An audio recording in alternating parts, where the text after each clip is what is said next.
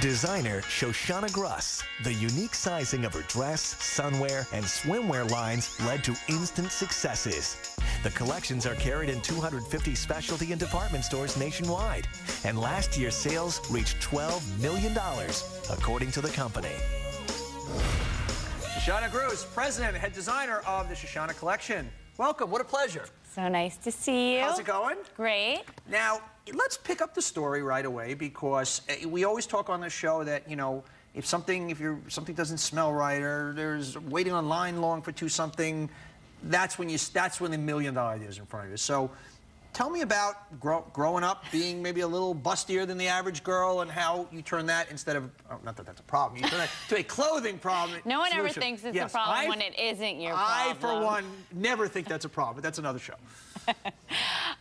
Well, growing up as a teenager, as my body changed, you know, and being a teenager is difficult enough as it is, but to feel uncomfortable or to feel like nothing fits you properly and maybe to look too sexy can be really dangerous, and it's damaging to your self-esteem. And I was really lucky. My mom always helped me out, but I had a really hard time finding things that fit me properly and made me look age appropriate. And I was always frustrated. I couldn't believe that there wasn't anyone addressing. I knew I wasn't the only one. So you come out of college and you're down on Wall Street working as an analyst? I started to, well, I just, you know, all my friends, they went into analyst programs. And that's what you do. That's what you do after, and that's what I thought I would do. And that seemed like the next step. And I went and I interviewed at all these places. I had this idea, though, of the clothing line in the back of my head. And I realized more and more that the analyst program was not me. Yeah. You know, when they said, you're not very social, right? And, oh, God, you know. And so I didn't go in that direction, and I started working on this idea, and I was living at home, and, you know, I came to my father with this concept. You know, I had this great concept. And the concept was? It was to make a clothing line that was more inclusive of more women's bodies. Yeah. And I really wanted to do it with lingerie and swimwear, and I knew that it wasn't out there, and I knew that a young person who had the means to buy it would be buying it. And he just thought it was not the worst idea. Because we have another segment of the show called No Experience Necessary, because you had no training.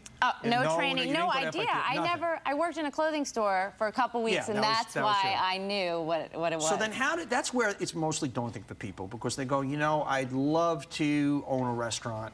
I don't know anything about it. So how'd you get the gumption? If your father says to you, like any normal father would go, that's ridiculous, you don't know what you're doing. Right. So then how do you kind of got the zots to say, screw it, I know I got something here and I'll figure it out? You know, I think, you know, when I talked about it, my heart would beat, and I just got excited. And you have this end goal, and you just figure out any way to get there. And I hit 1 million walls on my way.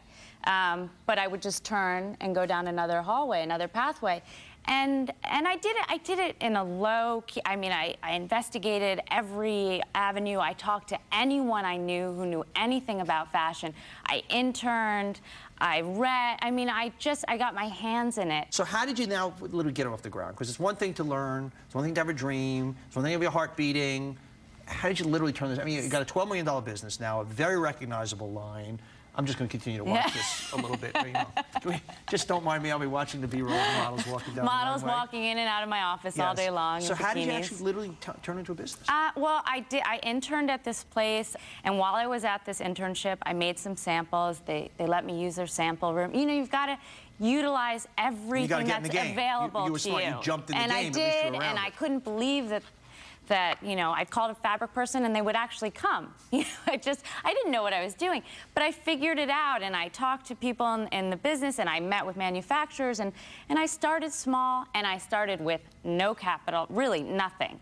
And I sort of finagled my way. I found a showroom that they were new, I was new. Instead of giving them a rent, I paid them a bigger percentage, so no money out of pocket. And I didn't get stationary. I didn't have employees. I sort of started small, And this concept was, you know, clothing that was inclusive of more bodies wasn't out there. Yeah. And I knew that this was a gap in the market. Any words for anybody out there who's got something whose heart's beating right now, but they haven't gone for it yet? I just think you cannot be discouraged by any missteps. You have to just figure out and not make that mistake. I mean, my dad said to me, you don't even know what you don't know about. And that's a benefit. That's the best. That's the because benefit. What's your dad's I didn't name? do it. Zach. Zach, what are you doing, man? She had it. No, but he is my biggest supporter. He is, but he was telling you couldn't do it at the time. But that's why it happened. Yeah, that's it. All right, Zach. We love you, Zach. Fantastic. Shoshanna Gruss, president and head designer of the Shoshanna collection. Stay alert. Before you know it, you'll hear yourself saying, there's got to be a better way, and you'll have a chance to make those big millions with a big idea.